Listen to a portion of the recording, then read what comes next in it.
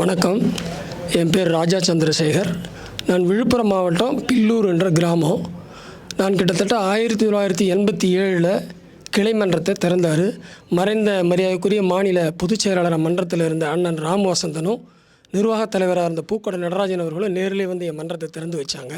அந்த மன்றம் திறந்த பிறகு தலைவர் காதுக்கு போச்சு. அப்போவே அந்த மன்றம் திறக்கும்பொழுது 25 பேருக்கு வேஷ்டி, 25 பேருக்கு புடவை கொடுத்தது.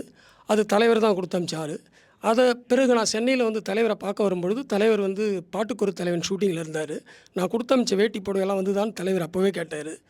அந்தளவுக்கு தலைவர் வந்து மக்களுக்கு செய்கிறது, சென்றடைகிறது சரியாக சேருதா அதில் கூட தலைவர் தெளிவாக இருப்பார்.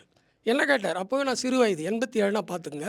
கிட்டத்தட்ட நான் ஒரு 40 ஆண்டு காலமாக கிளைமன்றத்திலிருந்து இன்றைக்கு மாநில கேப்டன் மன்ற துணை செயலாளர் பதவிக்கு வந்திருக்கிறேன்னா என்னுடைய உழைப்பையும் என்னுடைய உண்மையும் விசுவாசத்தை நம்பி தலைவர் அவர்கள் என்னிடத்தில் அந்த பதவியை கொடுத்தார். அதன் அடிப்படையில் நான் தொடர்ந்து செயல்பட்டு வந்து கொண்டிருக்கிறேன். இன்றைக்கு தலைவர் இல்லாத, மறைந்தும் மறையாமல் மக்களிடத்தில் நீங்காத இடம் பிடித்திருக்கின்ற தலைவர் இல்லாமல் இந்த பிறந்த நாளை நினைத்து பார்க்கும்போது ஒரு பக்கம் மிகப்பெரிய மன வலியை ஏற்படுத்துகிறது. இருந்த பொழுதிலும் பிறந்த நாளை கொண்டாடாமலும் இருக்க முடியாது. அவர் வகுத்து தந்த பாதையான இருப்போர் இல்லாதவருக்கு செய்ய வேண்டும், முடிந்தால் செய், முடிந்தவரை செய் என்று தலைவர் எங்களுக்கு சொல்லிக் கொடுத்த பாடத்தை நாங்கள் செய்து கொண்டிருக்கிறோம். இன்றைக்கு கூட கழக கேப்டன் மன்ற சார்பாக நாங்கள் எல்லாம் இணைந்து நேற்றிலிருந்து 4 நாட்களுக்கு தலைவர் நினைவிடத்தில் அன்னதானம் செய்து வருகிறோம். ஓகே, இப்போ கட்சியில் பார்த்தீங்கன்னா அடுத்து இப்போ ஐடி விங் சமூக வலைதள அணின்னு அடுத்த கட்டத்தை நோக்கி கட்சி வளர்ந்துட்டு போகிறத பார்க்க முடியுது. ஏற்கனவே வளர்ந்த கட்சி தான். இப்போ அடுத்தடுத்த முடிவுகள் பொதுச்செயலாளர் பிரேமலதா விஜயகாந்த் அவர்கள் எடுக்கிறத நம்ம பார்க்க முடியுது. இதை எப்படி பார்க்குறீங்க?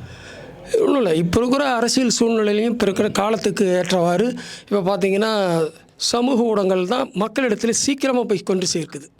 அந்த அடிப்படையில் பார்த்திங்கன்னா இன்றைக்கி நிறையா ஐடி விங்கு எல்லா கட்சியிலும், அரசியல் கட்சியிலும் அது இருக்குது, பெரிதாக பேசப்படுகிறது, மக்களிடத்தில் ஈஸியாக கொண்டு போய் சேர்க்குது மூளை முடுக்கெல்லாம். அந்த அடிப்படையில் தேமுதிகவுக்குன்னு ஒரு ஐடி விங்குன்றது ஒரு அதிகாரப்பூர்வமாக இல்லாமல் இருந்தது.